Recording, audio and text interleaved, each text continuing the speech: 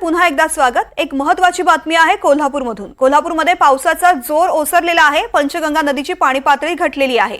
पंचगंगेच्या पाणी पातळीमध्ये घट होण्यास सुरुवात झाली आहे। सध्या जिल्ह्यातील 46 बंधारे पाण्याखाली आहेत। राधानगरी धरणाचे स्वयंचलित दरवाजे बंद आहेत आणि गेल्या 3 दिवसांपासून कोल्हापूरमध्ये सुरू असलेल्या पावसाचा जोर ओसरलाय।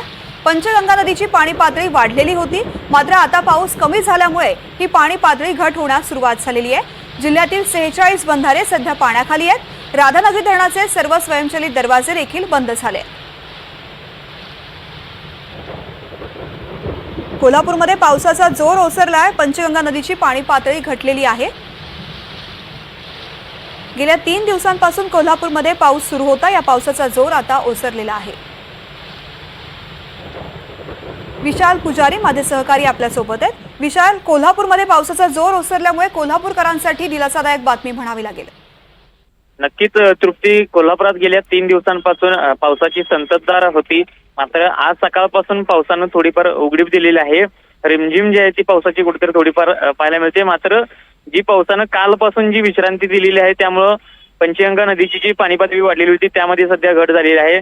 सध्या पंचगंगा नदीची जी पाणी पातळी ती 35.6 फुटांवर येऊन पोहोचले। गेल्या 3 दिवसातल्या पाणी पातळीमध्ये ही जवळपास 36 फुटांवर जाऊन पोहोचली होती, मात्र सध्या ही हळूहळू घट होण्यास सुरुवात झालेली आहे। त्याचबरोबर राधानगरी धरणाचे सुद्धा 4 दरवाजे उघडलेले होते, ते सुद्धा काल सर्व दरवाजे बंद झाले, त्यामुळे पाण्याचा विसर्ग सुद्धा कमी झाला। त्यामुळे हळूहळू पावसाचा जोर उतरल्यामुळे कोल्हापूरकरांना सुद्धा दिलासादायक बातमी मिळाली। विशाल, धन्यवाद संपूर्ण माहितीसाठी।